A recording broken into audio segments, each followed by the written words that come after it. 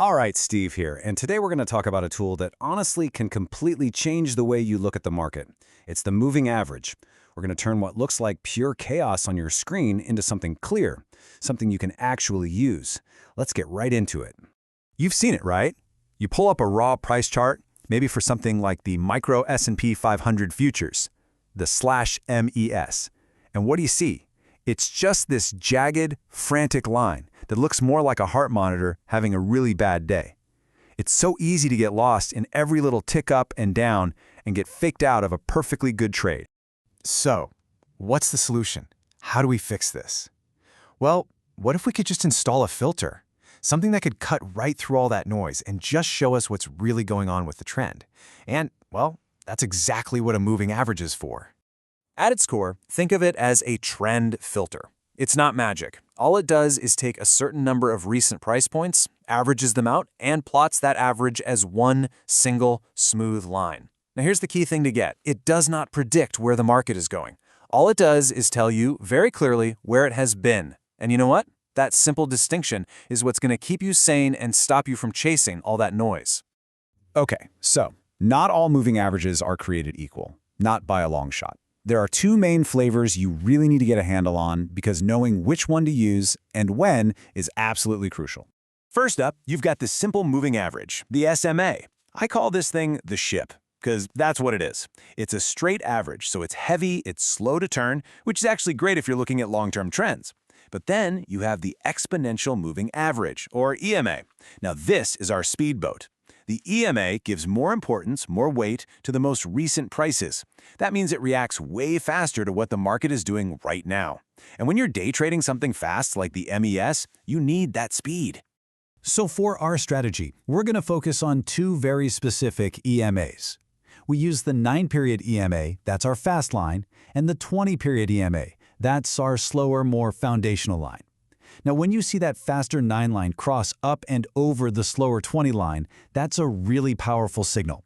It's kind of like hearing the market's engine start to rev up, telling you a new trend might be kicking off. But here's the thing. These lines do so much more than just point out the trend. They actually show us a fundamental truth about how markets move. It's a concept called mean reversion. And to really get it, all you got to do is picture a guy walking his dog. And this is the analogy that makes it all just click. Think of our 20 EMA as the owner, right? He's walking in a nice, steady direction. The price itself, that's the dog on the leash. And that dog can run way ahead, get all excited, it can lag behind, but sooner or later, it always comes back to the owner. It has no choice. The leash pulls it back. So this brings us to probably the single most important trading rule there is. When you see the price stretched way out from that 20 EMA, that is the worst possible time to make a trade. That's just pure FOMO, fear of missing out. It's you chasing the dog at the very end of its leash. Your job as a trader is to be patient. You wait.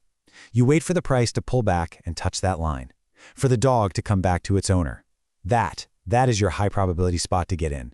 Now, because the price keeps coming back to this line over and over again, something really cool starts to happen.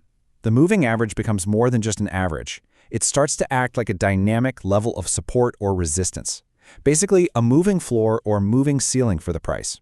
In a really good, healthy uptrend, you'll see this all the time. The price will run up, come back down, just kind of kiss the 20 EMA, and then bounce right off it, again and again. It's like a staircase, and that 20 EMA is the floor for every single step up.